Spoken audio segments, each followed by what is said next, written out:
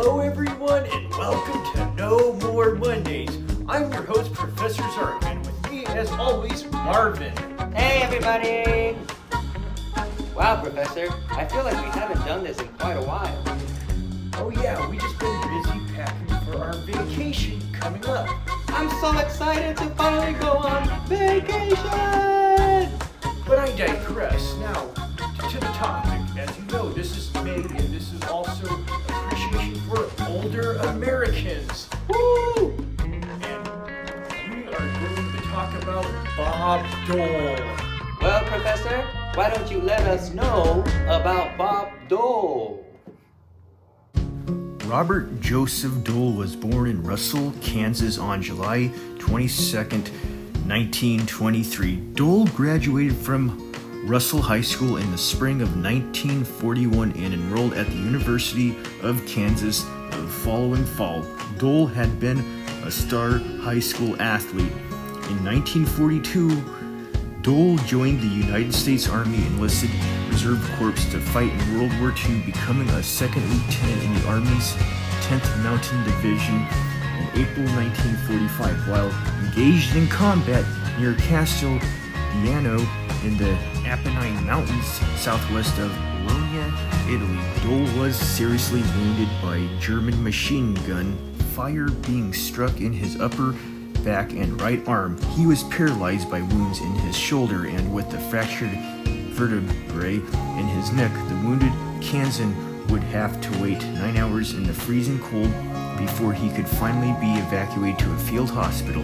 Dole survived with his right arm permanently immobilized and had a long road to recovery that eventually included years of rehabilitation. Like so many people who acquire disabilities, Dole had to relearn key skills and improve new ways of doing tasks because of the impairment in his arm. Dole taught himself to write with his left hand. From the very beginning, Bob Dole embraced his disability identity, as later recounted in an interview with Ability magazine. Experiencing a disability yourself changes your whole life, not just your attitude. And Dole would go on to get married to Elizabeth Hanford, complete his education, and seek a new career opportunities, just like thousands of other Americans with disabilities. Bob Dole's career path would eventually culminate in a 30-plus year career as senator representing the state of Kansas. In 1976, Bob Dole was selected by President Gerald Ford to be vice president. Due to Vice President Nelson Rockefeller retiring from politics, they lost the election that year. While Dole was not the first American politician with a physical disability, he had a career of public service that included the passage of many of the laws that created the fundamental framework of disability rights in America today. These legislative accomplishments include the Rehabilitation Act of 1973, the implementation of which gave the disability rights the opportunity to lead the famous 504 sit-ins.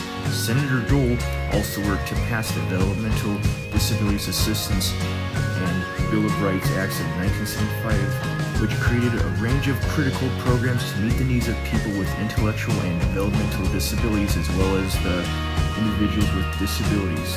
The Education Act of 1975, which helped to create the modern system of special education for students with disabilities. Likewise, Senator Dole worked with fellow Republicans and Democrats to pass laws such as the 1986 Protection and Advocacy for the Mentally Ill Act, the 1986 Air Carriers Access Act, the 1986 Education of the Deaf Act, the 1988 Technology Assistance Act, and the 1990 Television Decoder Circuitry Act.